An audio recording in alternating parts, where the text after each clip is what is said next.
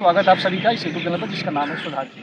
और जैसे आप सभी को पता होगा कि जो ड्यू में जो पीएचडी एडमिशन होता है उसको लेकर ड्यू ने बुलेटिन निकाला है। और इस बार ड्यू में 2 फेजेज़ में एडमिशन हो रहा है पीएचडी का। जो फर्स्ट फेज़ है उसमें जेआरएफ के थ्रू एडमिशन हो रहा है और आपका जेआरएफ के थ्रू आपको एप्लीकेशन भरना है और उसके थ्रू डायरेक्ट इंटरव्यू होगा, उसके बाद आपका एडमिशन होगा। तो उसी पर बात करने के लिए कि इंटरव्यू प्रोसेस जो है, इंटरव्यू प्रोसेस में अपने जो प्रपोजल है उसको कैसे प्रेजेंट किया जाए और क्या सावधानियाँ बरती जाए इंटरव्यू को लेकर, और क्या प्रिपरेशन करके जाया जाए कि अच्छे से जो आपका रिसर्च आइडिया है उसको आप अच्छे से प्रेजेंट कर पाएँ, उसको अच्छे से डिफेंस कर पाएँ।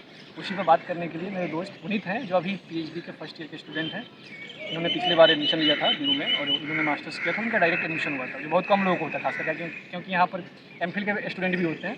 तो मैं पुनीत, आप एक ब्रीफ इंट्रोडक्शन दे दीजिए कि आपने यूजी और ग्रेजुएशन क्या किया, आपका एरिया ऑफ इंटरेस्ट क्या है, और उसके बाद हम लोग डिस्कशन चालू करेंगे इंटरव्यू पर। थैंक यू विकास भैया। नमस्कार साथियों, मेरा नाम पुनीत कुमार है और मेरी ग्रेजुएशन पॉलिटिकल साइंस में मैंने की है Delhi college of arts and commerce जो साउथ कैंपस में पड़ता है। और 2020 में मैंने अपनी ग्रेजुएशन कंप्लीट करी और फिर मैंने मास्टर्स में डीयू में ही एडमिशन लिया पॉलिटिकल साइंस में और 2022 में मेरी मास्टर्स कंप्लीट हुई। और 2022 के ही फेज़ में मैंने पीएचडी के लिए अप्लाई किया। वो प्रोसेस लेट होते हमारा 2023 में वो एडमिशन जाके पूरा हुआ और फिर 19 फरवरी को फाइनली जाके हमारा रिजल्ट आया जिसमें मेरा शॉर्ट लिस्ट हुआ था। तो अभी मैं अपने कोर्स वर्क के बीच में हूँ। हमारा 6 महीने का कोर्स वर्क होता है दिल्ली विश्वविद्यालय में।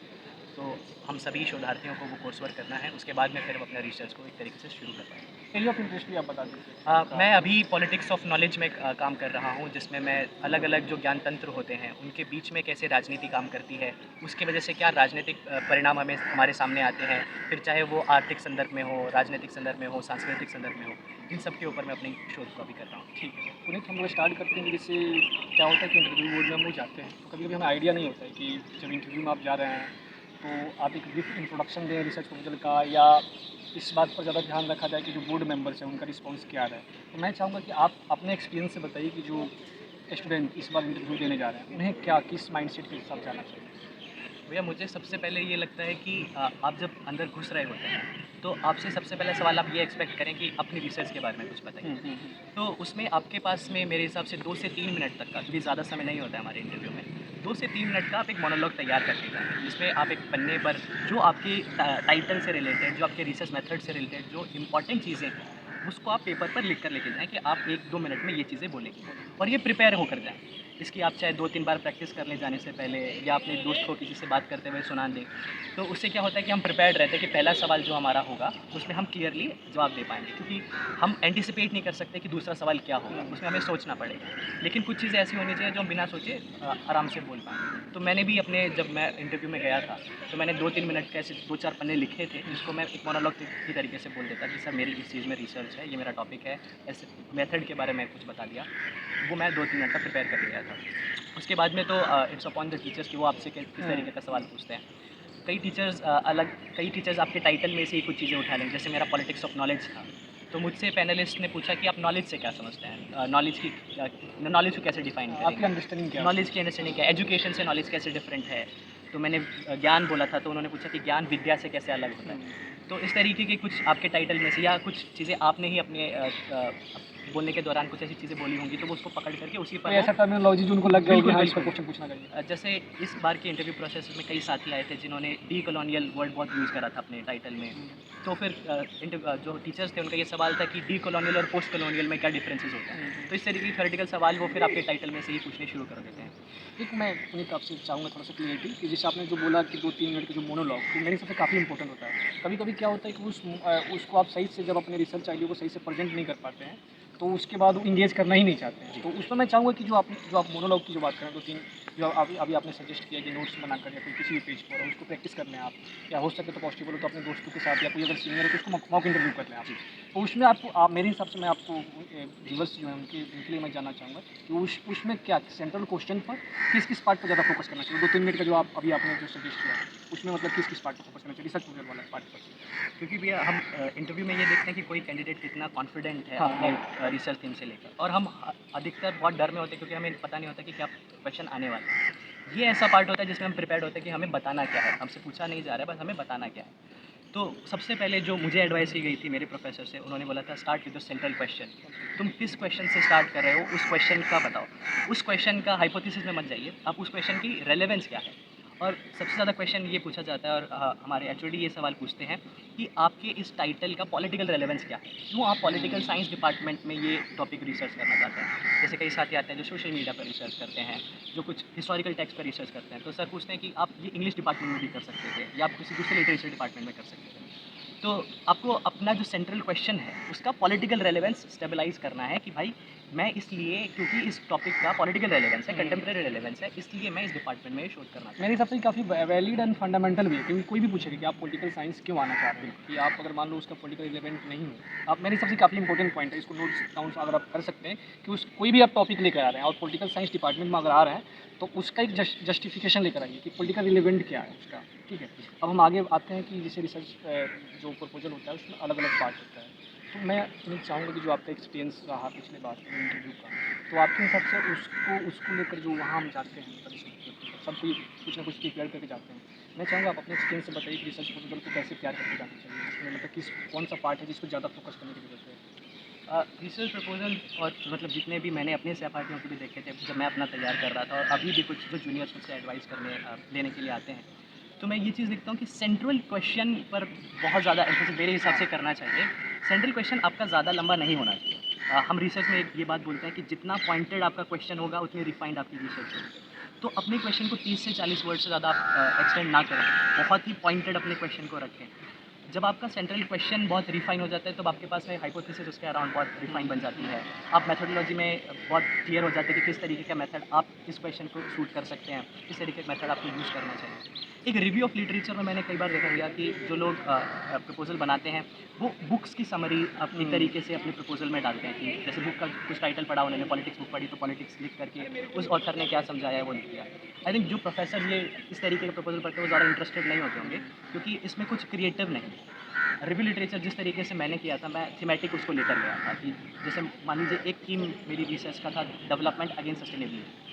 तो उसमें डेवलपमेंट पे जिस भी स्कॉलर्स के काम मैंने जैसे आशीष नंदी का काम पढ़ा, मैंने क्लॉड एल्वेरेस का काम पढ़ा, तो उनको मैंने उस थीम के हिसाब से डिवाइड करके उनके काम को डाला, ना केवल उनकी समरी नहीं लिखी, उस थीम में उनका काम क्यों ज़रूरी है लिखना या क्यों उन्होंने क्या नैरेटिव सेट करा है उस पर्टिकुलर थीम में, उसको मैंने वो डिस्कस करा। तो आई थिंक कई लोग साइटेशन में भी बहुत ज़्यादा मैसअप करते हैं, मैंने देखा। हमें ज़्यादा से ज़्यादा हमें किसी भी एक जनरल बात को अपने प्रपोजल में नहीं डालना चाहिए। एक स्वीपिंग स्टेटमेंट्स बहुत ज़्यादा होते हैं हर किसी के प्रपोजल में कि ऐसा होता है। हमें अपने प्रपोजल में ये ध्यान रखना चाहिए कि क्योंकि हम रिसर्च करके नहीं गए हैं, रिसर्च करने के लिए प्रपोज कर रहे हैं, तो हर बात का जो भी हम बोल रहे हैं उसका रेफरेंस होना चाहिए, उसके पर्टिकुलर साइटेशंस होने चाहिए। और ये तो आपको पता है ये प्रपोजल में 10% से कम आपका प्लेगरिज्म होना चाहिए, वरना वो वैसे ही एक तरीके से कूड़े में डाल देंगे वो लोग। तो इस तरीके की साइटेशन का हमें ध्यान रखना चाहिए। रिव्यू लिटरेचर थीमेटिक होना चाहिए, सेंट्रल क्वेश्चन बहुत कंसाइज होना चाहिए। इंट्रोडक्टरी पार्ट में भी मैं देखता हूँ कि बहुत सारे लोग बहुत ब्रॉड बातें बोल देते हैं। उसको भी जितना आप अपने क्वेश्चन से कंसाइज रखेंगे कि आपके क्वेश्चन में जो की टर्म्स हैं, इंट्रोडक्शन में मेरे को लगता है आपके सेंट्रल क्वेश्चन में जो आप की टर्म्स यूज़ कर रहे हैं बस उसको डिफाइन कीजिए या उसको आप कंटेक्चुअलाइज कीजिए। उसको कंटेक्स्ट। जैसे मैं पॉलिटिक्स ऑफ नॉलेज की बात कर रहा था, तो मैं पॉलिटिक्स ऑफ नॉलेज को ही समझाना चाह रहा था कि होती क्या है, क्योंकि बहुत एक नया सा टर्म लगता है कि नॉलेज की क्या पॉलिटिक्स होती है। तो आप जो दूसरे स्कॉलर्स ने उसमें जो पहले काम किया है उसके कॉन्टेक्स्ट में आप सेट कर दीजिए, या जो अगर आप कुछ नया ऐड ऑन कर रहे हैं तो उसकी रेलेवेंस क्या है वो आप डाल दीजिए। और इसलिए मुझे लगता है कि आपकी रिसर्च में ऑब्जेक्टिव और सिग्निफिकेंस आपके रिसर्च का होना, बहुत सारे लोग स्किप कर देते हैं वो पार्ट, मेरे लिए वो ज़रूरी है कि आप ऑब्जेक्टिव भी डालें और अपना सिग्निफिकेंस भी डालें कि आपके रिसर्च का क्या सिग्निफिकेंस है, क्यों ज़रूरी है। तो आई थिंक इन सब चीज़ों का ध्यान रखेंगे तो एक अच्छा रिफाइंड प्रपोजल बन सकता है। मेरे हिसाब से रिसर्च प्रपोजल को लेकर जो जितने भी पॉइंट बताए तो मेरे हिसाब से काफ़ी इंपॉर्टेंट है। इसको अगर आप ख्याल रखिएगा तो आपका जो रिसर्च प्रपोजल है जो दूसरे स्टूडेंट हैं उनसे काफ़ी अलग दिखेगा आपका। मैं जानना चाहूँगा कि काफ़ी कन्फ्यूजन रहता है कि जब हम इंटरव्यू में जाते हैं तो रिसर्च मेथोडोलॉजी को लेकर और लिटरेचर रिव्यू को लेकर कभी कभी क्या होता है कि जैसे आपको ही बता रहे कि जब हम रिसर्च प्रपोजल बनाते हैं तो उसमें काफ़ी गड़बड़ी रहती है। हम लोग क्या करते हैं, कभी कभी किताब की इंट्रोडक्टरी पार्ट पढ़ लेते हैं और कंक्लूजन पार्ट पढ़ लेते हैं और इंटरव्यू में चले जाते हैं। डर लगता है कि अगर उस किताब से अगर ये पूछा जाए तो मेरे हिसाब से इस सब जो क्लियर है जो एक्सपीरियंस के मेरे हिसाब से हर पीएचडी वाले लोगों को आपका लगता है कि हाँ कैसे टैकल किया जाएगा, तो मेरे हिसाब से इस पॉइंट को आप कैसे देखते हैं, वहाँ पर मतलब क्या पूछना चाहिए कि आपने रिफरेंसिंग में बुक तो डाल दिया है लेकिन सिर्फ आपको इंट्रोडक्टरी पार्ट उसका पता है। देखिए ये सबके शायद जायज़ है कि ये डर मुझे भी था। हालाँकि मैंने अपने जो भी रेफरेंसेस पे चीज़ें डाली थी मैं पढ़ कर गया था ओवरऑल, लेकिन कई मरतबा ये होता है कि आप भूल जाते हैं। ऐसे 5% लोग होंगे और आप भूल भी जाते हैं जनरली। और मान लीजिए कि किसी प्रोफेसर ने वो काम पढ़ रखा हो, तो जैसे काम बहुत सारे जनरल आर्गूमेंट्स होते हैं किताब के अंदर जो आप मिस आउट कर देते हैं, लेकिन प्रपोजल टीचर ने पढ़ रखा होता है और मान लीजिए उसी पर ही आ जाता है, सवाल पूछ लेता है और कई मरतबा वो बहुत इंटरनल आर्गूमेंट्स भी पूछ लेते हैं क्योंकि उन डिबेट से वो वाकिफ़ होते हैं।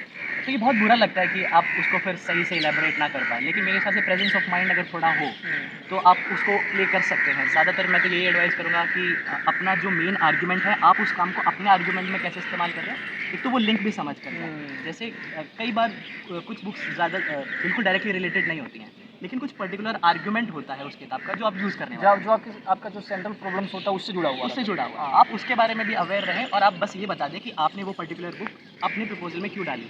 आप भूल भी जाएँ उसका तो आप फिर भी रेलेवेंस सेटअप कर दें उसका कि आपने वो क्यों मेंशन करी। और फिर आप ये भी बता सकते हैं कि सर फर्दर स्टडी में मैं और इसके डिबेट्स को और अच्छे से पढ़ूँगा और फिर और इंक्लूड करने की कोशिश करूँगा। तो आप प्रेजेंस ऑफ माइंड थोड़ा इस्तेमाल करके उस प्रॉब्लम को स्किप कर सकते हैं। थोड़ा-सा मतलब कॉन्फिडेंस थोड़ा-सा किया कि थोड़ा-सा साइकोलॉजिकल गेम आप कभी-कभी खेलने की कोशिश करते हैं कि इंटरव्यू में कि आप कभी-कभी क्या होता है कि आप आर्गुमेंट आपको थोड़ा-सा आइडिया पता भी रहता है, लेकिन आप 2 प्रोफेसर घुस जाते हैं, उसी एक ही किताब से आर्गुमेंट पूछना चालू कर देते हैं। तो देखना चाहते हैं कि आपका कॉन्फिडेंस कैसा है। बिल्कुल। और मुझे ऐसे भी लगता है भैया कि वो ये भी नहीं चाहते कि हमें सारे क्वेश्चन के आंसर आते हैं और मेरे हिसाब से मुमकिन भी नहीं है कि हम हर क्वेश्चन के आंसर कर दें। बट उस सिचुएशन में हम उसको डील कैसे कर रहे हैं, या तो हम आउटराइटली झूठ बोलते जा रहे हैं कि आप कुछ भी एक बहाने बना रहे हो वो कर रहे हो, जो उनके लिए पकड़ना बहुत वो आसान है। बहुत आसान है उनके लिए। या आप उनको आप उस बात को मान लें कि नहीं शायद मैंने उस तरीके से नहीं पढ़ा है, लेकिन मैं इसको इस तरीके से भी देख रहा हूँ, शायद वो मेरे काम के लिए रेलेवेंट है। मैं इसको ऐसे सोचता हूँ, ऐसे मे बी सोचता आई हूँ। रॉन्ग हाँ। क्योंकि आप लोग एक्सपर्ट हो उस एरिया का, लेकिन मेरा इसका तरीका देखने का ऐसा है और मैं उसको अपने जो सेंट्रल प्रॉब्लम है उसको इससे जोड़ रहा हूँ, इससे बिल्कुल, बिल्कुल। तो प्रेजेंस ऑफ माइंड से आप उस सिचुएशन को स्किप कर सकते हैं। एक काफ़ी कन्फ्यूजन रहता है, मैं भी काफ़ी एक्सपीरियंस से बात करता हूँ पीएचडी कि जो रिसर्च मेथोडोलॉजी वाला सेक्शन रहता है उसमें जो स्टूडेंट है काफ़ी कन्फ्यूज होते हैं कि जो मैं रिसर्च मेथोडोलॉजी लेकर जो मेरा सेंट्रल क्वेश्चन है और जो रिसर्च मेथोडोलॉजी इससे सेंट्रल क्वेश्चन नहीं होता है कि आप क्या करना चाह रहे हो, और आपका रिसर्च मेथोडोलॉजी वाला जो पार्ट होता है वो टूल्स रहता है कि यहाँ कैसे पहुँचा जाए उस पर, कैसे फाइंड आउट किया जाए उस प्रॉब्लम को और कैसे एविडेंस कलेक्ट किया जाए। रिसर्च मेथोडोलॉजी उस पार्ट से जुड़ा हुआ है। तो मैं आपसे जानना चाहूँगा कि कभी-कभी क्या होता है कि हम रिसर्च पेपर जब बनाते हैं तो कभी-कभी डाउट होता है कि मेथोडोलॉजी जो हम इस्तेमाल कर रहे हैं क्या उससे जुड़ा हुआ है? तो इसको लेकर मतलब आप क्या सजेस्ट कीजिए उस पार्ट से कैसे डील किया जाए जो थोड़ा-सा प्रॉब्लमेटिक पार्ट है जो रिसर्च मेथोडोलॉजी वाला लगता है? अब क्योंकि भैया एमफिल कोर्स हटा दिया गया है एजुकेशन पॉलिसी, तो मास्टर्स में इतना समय नहीं होता है कि हमें आरएम के अलग से कोर्स पढ़ाया जाए। और ये बात टीचर्स भी वाकिफ़ हैं इस बात से कि आरएम के लिए अब ये स्टूडेंट्स इतने एलिजिबल नहीं हुए हैं कि वो अच्छे से अपना मेथोडोलॉजी पार्ट को डिस्क्राइब कर पाएँ। वो बस हमसे एक ब्रॉडर आउट फ्रेम कुछ चाहते हैं उस चीज़ का कि हम क्या चाह रहे हैं, कुछ एक हो हमारे आउटलाइन हो एक हमारे दिमाग में और उस तरीके की बातें हम बोल सकते हैं। क्योंकि आपको पता है कि जब आपका एडमिशन हो जाता है उसके बाद कोर्स वर्क होता है आरएम का, और कई सारे प्रोफेसर ने ये हमें बताया है कि जितने भी आरएम जो आप लोगों ने अपने प्रपोजल में मेंशन किया वो कोई भी एक्यूरेट नहीं था। इस बात को सबने बोला भी है। इंटरव्यूज़ के बाद, एडमिशन के बाद हम लोगों को क्लास में बोला गया कि किसी का भी मेथोडोलॉजी पार्ट बिल्कुल क्लियर है। इस बात को माना और वो भी इंटरव्यू में ये जानते हैं कि हम मास्टर स्टूडेंट हैं, ठीक है, हम एमफिल करके नहीं आए। तो आप जितना क्लोज हो सके, मतलब क्वालिटेटिव है तो क्वालिटेटिव में भी क्या एथनोग्राफिक स्टडी कर रहे हैं, नैरेटिव कर रहे हैं, किस तरीके का मोड जो भी है। एक किताब मैं आपको सजेस्ट कर सकता हूँ अगर तो मैथोलॉजी में है, गुरदीप महाजन की है, अंडरस्टैंडिंग ह्यूमन साइंसेज। तो उसमें अब वो किताब में 4 मेथड्स की वो बात कर रही है, लेकिन वो सोशल साइंसेज के अराउंड बहुत अच्छी आरएम की किताब है। तो ऐसी कुछ 1-2 किताब आप पढ़ के जाए रिसर्च मेथोलॉजी के ऊपर, नहीं, जो वो किताब आपको तो मैं भी सजेस्ट करना चाहूँगा। गुरप्रीत महाजन सीपीएस के और मेरे हिसाब से फिलॉसफी ऑफ साइंस में और हार्मेटिक्स में इंडिया के one of the best teacher थे। अभी सीपीएस से रिटायर्ड हो गए हैं। तो उस किताब को आप जो पुनीत अभी बता रहे हैं तो उस किताब को आप देख सकते हैं मतलब। तो हाँ, उस तरीके की किताब से आप ब्रॉडर आइडिया, मैं फिर भी नहीं कहूँगा कि आपको बहुत एक्यूरेट आइडिया हो जाएगी कि आपकी मेथोडोलॉजी किसकी। मैं अभी आरएम कोर्स में हूँ और अभी भी मैं एक तरीके से फाइनलाइज़ नहीं कर पाया हूँ, तो एक मास्टर स्टूडेंट्स के लिए बहुत डिफिकल्ट होगा वो प्रोसेस। बट हाँ, टीचर्स ये बात जानते हैं तो आपको आरएम पे वो सवाल भी पूछेंगे तो बहुत ज़्यादा अंदर घुसने की कोशिश नहीं करेंगे, आपको परेशान करने की कोशिश करेंगे। बेसिक मतलब अंडरस्टैंडिंग बेसिक आपके अंडरस्टैंडिंग समझने की कोशिश करेंगे कि आप कहाँ जा रहे हैं। अब मैं लास्ट में चाहूँगा कि कभी-कभी क्या होता है कि आप थोड़ी बहुत तैयारी करके जाते हैं, मतलब अच्छे खासे रिसर्च स्टूडेंट्स और दोस्तों से बात करते हैं, लेकिन कभी-कभी साइकोलॉजिकल जो फियर होता है काफ़ी डरे हुए रहते हैं। मेरे हिसाब से उस पार्ट को एक एक्सपीरियंस जो है, अभी जैसे आपको पता है कि हमारे डीयू में ही डिपार्टमेंट ऑफ पॉलिटिकल साइंस में फर्स्ट फेज में एग्जाम होने वाला, उसका 15 से इंटरव्यू चालू होने वाला। तो डर जो एक है ना काफ़ी फियर, काफ़ी कभी-कभी क्या होता है कि मैं बहुत लोगों को जानता हूँ, जो बहुत दोस्तों को, जो फियर के कारण अपने आइडिया को सही से प्रेजेंट नहीं कर पाते। उस पार्ट को कैसे टैकल किया जाए कि जो फियर है उसके लिए प्रैक्टिस किया जाए, मतलब जो भी आपके हिसाब से जो वैलिड लग रहा है तो थोड़ा सा पेश कीजिए उसको। मैं इस थोड़ा पर्सनल एक्सपीरियंस भी अपना हाँ, जोड़ रहा हूँ हाँ, इसमें। मैं लिटरली बहुत ज़्यादा टेरिफाइड था वो इंटरव्यू के प्रोसेस में, क्योंकि मुझे ये लग रहा था कि वो कुछ भी पूछ सकते हैं मुझसे। मेरे प्रपोजल से पूछ सकते हैं, कुछ मुझे बताया गया था कि डिसिप्लिन से भी पूछ सकते ये हैं। सेंस तो मेरे हिसाब से हर किसी का होता है कि तो मैंने बहुत मतलब 4-5 दिन तो मैं बिल्कुल स्लीपलेस नाइट्स थी और इंटरव्यू से 1 दिन पहले मैं पूरी रात सो ही नहीं पाया था। तो मतलब मैं इंटरव्यू से पहले ब्लैक कॉफ़ी पी रहा था ताकि मैं बस उठा रहा हूँ, मुझे नींद ना आए इंटरव्यू में। तो उस चीज़ से मैं ये चीज़ समझा कि आप इंटरव्यू के लिए कितनी भी पढ़ाई कर लें, वो कहीं न कहीं इनसफिशिएंट ही लगती है।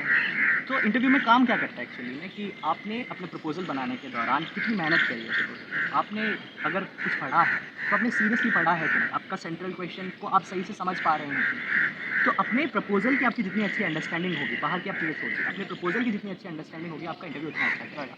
और ये साइकोलॉजिकल आपने बहुत सही बात बोली है कि डर रहता है और ये डर मतलब इंटरव्यू खत्म होने के बाद भी नहीं जाता। आपने बहुत कम स्टूडेंट्स देखे होंगे जो इंटरव्यू के रूम से खुश निकलते हैं। ज़्यादातर जितने मैंने देखे हैं बहुत ही उदासीन, सेटिस्फाइड नहीं रहते। सेटिस्फाइड कभी भी नहीं रहते वो। लेकिन मैं यही बोलूँगा कि at least be honest to yourself कि आपसे जो क्वेश्चन पूछे जा रहे हैं, to the best of your knowledge आप ऑनेस्टली आंसर करें। अगर आपने कोई चीज़ नहीं पढ़ी है, तो इस बात में कोई शर्म नहीं है बोलने में कि नहीं पढ़ी है सर, मैं और चीज़ें एक्सप्लोर करूँगा इसके ऊपर और मेहनत करूँगा। तो आई गेस कि आप जितना उस प्रोसेस में ऑनेस्ट रहेंगे क्योंकि ये लोग बहुत एक्सपीरियंस्ड लोग हैं। आप झूठ बोलेंगे और आप सोचें कि आप पकड़े नहीं जाएँगे तो बहुत गलत बात है। और मुझे लगता है कि वो बहुत गलत इंप्रेशन भी देता है एक स्टूडेंट का कि आप आउट कुछ झूठ और मुँह खासकर क्या इस लेवल पर कि इस आप लेवल पीएचडी पे का हायर एजुकेशन बिल्कुल में भी जा एक रहे हो तरीके से आप। तो फिर एक तरीके से वो आपकी कैरेक्टरिस्टिक्स को भी बताता है ना कि आप किस तरीके के रिसर्च स्कॉलर बनना चाहते हैं। तो आई गेस कि ऑनेस्ट रहे अपने पूरे प्रोसेस में, जितना आपने पढ़ा है, कम पढ़ा है तो कम बताएं, ज़्यादा पढ़ा है तो बिल्कुल बिखरने की कोशिश ना करें, उसको भी कंसाइज रखें। तो हाँ, अगर आप ओवरऑल ऑनेस्ट रहेंगे अपने आप से, अपने प्रपोजल से, तो आई थिंक आपको डर कम लगेगा और डर कम लगेगा तो आप अच्छा परफॉर्म करेंगे। काफ़ी इंपॉर्टेंट पॉइंट आपने बताया और लास्ट में मैं तो Puneet thank you so much कि आपने टाइम दिया। मैं लास्ट में चाहूँगा कि हमारा वीडियो हम लोग बात इस पर बहुत लंबा कर सकते हैं, लेकिन मैं चाहूँगा कि लास्ट में अगर आपको कुछ जेनरिक सजेशन लग रहा है, जो खासकर अभी इंटरव्यू होने वाला है ड्यू में फर्स्ट फेज में, तो आपको कुछ जेनरिक सजेशन अगर लगे इंटरव्यू में लास्ट में तो आप बता सकते हैं। मैं यही बोलूँगा कि अपने प्रपोज़ल के ऊपर थोड़ा और अच्छे से काम करें। कुछ जो आपके सीनियर्स हैं या टीचर्स हैं, उनको लिखें, उनसे फीडबैक माँगें कि किस तरीके से आपने सेंट्रल क्वेश्चन को और रिफ़ाइन कर सकते हैं। उस तरीके की एडवाइस लें और जो अपने रेफ़रेंसेस मेंशन करे हैं, जैसे भैया ने बताया, तो उनको थोड़ा-सा पढ़ लें। बहुत कैजुअल अप्रोच भी मत लेके जाएँ, लेकिन डरो मत। अगर आप ऑनेस्ट रहोगे अपने पूरे प्रोसेस में, तो यू विल डू ग्रेट और दिस इज़ इट। तो होपफुली वीडियो आप लोगों को अच्छा लगे तो आप लोग लाइक्स कीजिए और चैनल को सब्सक्राइब कर लीजिए और मेरे हिसाब से वीडियो को ज़्यादा से ज़्यादा शेयर कीजिए कि जो इंटरव्यू देने वाले हैं उनको हेल्प हो जाए। तो thank you so much Puneet. और हम लोग होप करते हैं कि वीडियो हेल्पफुल होगा जो ड्यू में खासकर पीएचडी इंटरव्यू देने के आना चाहे, या मेरे हिसाब से आपने जो पॉइंट बताया वो जनरल हर जगह इंटरव्यू होता है, उसमें हर जगह हेल्प करेगा, खासकर आप जेएनयू में जा रहे हैं क्योंकि प्रोसेस यही होता है इंटरव्यू का। जो भी आपने मेरे हिसाब से पॉइंट बताया, साइकोलॉजिकल पॉइंट बताया या अपने रिसर्च प्रपोजल को लेकर आपने जो सजेशन दिया इंट्रोडक्शन को लेकर, ये सब पार्ट पर मेरे हिसाब से फोकस किया जाए तो ज़्यादा डरने की जरूरत नहीं है। इसको आप लेकर जाइए, आप मेहनत कीजिए और आप अपने मेहनत पर विश्वास रखिए और कुछ ज़्यादा सोचने की जरूरत नहीं है। Thank you so much.